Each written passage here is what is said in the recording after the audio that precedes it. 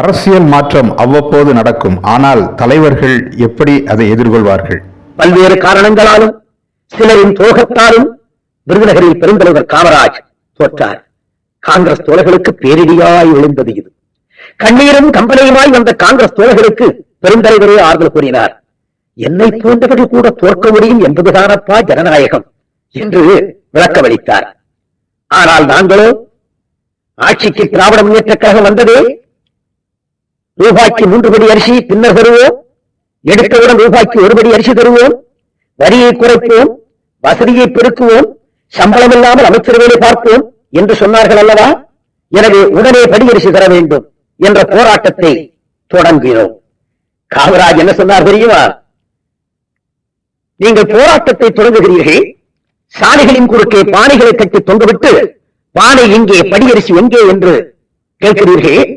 ஆனால் திராவிட முன்னேற்ற கழகம் ஆட்சிக்கு புதிது, எது எங்கெங்கே இருக்கிறது என்று கண்டுபிடிப்பதற்கு அவர்களுக்கு நாளாகும் அல்லவா? அவர்களுக்கு நாம் அவகாசம் கொடுக்க வேண்டும் அல்லவா?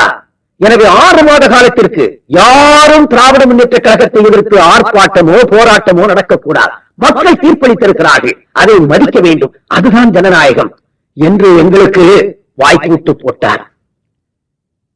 இளைஞர் காங்கிரஸ் தோழர்களுக்கு மிகுந்த ஏமாற்றமாயிற்று.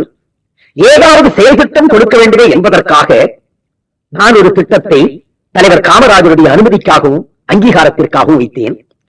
அக்டோபர் 2ஆம் நாள் காந்தி மகானுடைய 98வது பிறந்த தினம். ஜாதி மத வேறுபாடின்றி அனைவரும் கலந்து கொள்ளுகின்ற வகையில் 98 இளைஞர்களை நான் அழைக்கிறேன். அக்டோபர் 2 முதற்கொண்டு ஒரு பாத யாத்திரையை தொடங்குகிறேன். நவம்பர் 14 சென்னைக்கு வருகிறேன்.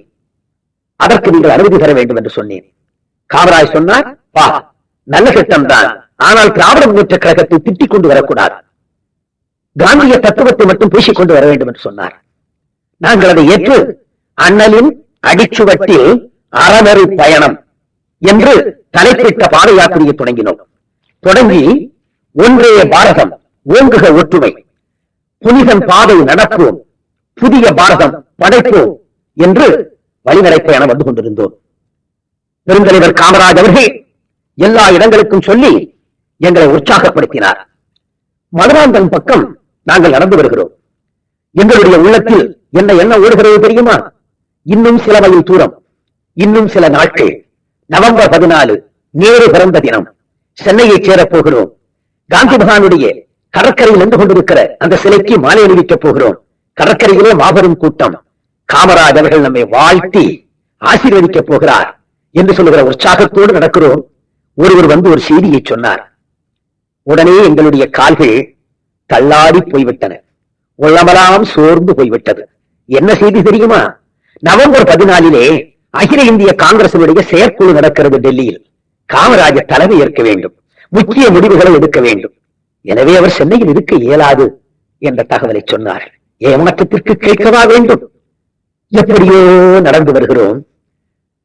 அச்சரப்பாக்கம் வருகிறோம். இரவு நேரம். ஒரு காரினுடைய வெளிச்சம் எங்கள் முகத்திலேயே படுகிற வகையில் தெரிகிறது.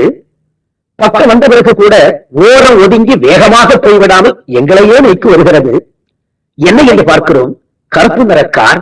நான் நம்பரை பார்க்கிறேன், அந்த காரினுடைய எண்ணை பார்க்கிறேன், MDT 2727. பெருந்தலைவர் கார் அல்லவா? சிந்தித்து முடிப்பதற்குள் சிரித்த முகத்தோடு காரில் இருந்து இறங்கினார். வெள்ளை நிற உடையோடும் வெண்ணிலா சிரிப்போடும் மாபெரும் தலைவர் காமராஜ் பக்கத்திலே வந்தார். நவம்பர் 14 நான் சென்னையில் இருக்க இயலாது, டெல்லியில் இருக்க வேண்டும், கால்கெடுக்க நடந்து வருகிறீர்கள், காந்தியின் பெயரால் வந்து கொண்டிருக்கிறீர்கள், உங்களை பாராட்ட வேண்டாமா என்று எங்களை தட்டி கொடுத்து பாராட்டினாரே. அவரே ஒரு 60 கிலோமீட்டர் எதிர்கொண்டு அழைத்து எங்களை பாராட்டினாரே. அதுதான் பெருந்தலைவருடைய பெருந்தன்மை. இது போன்ற அரிய தகவல்களை தவறவிடாதிருக்க தமிழ் பூமர் அபிஷியல் சேனலை சப்ஸ்கிரைப் பண்ணுங்க.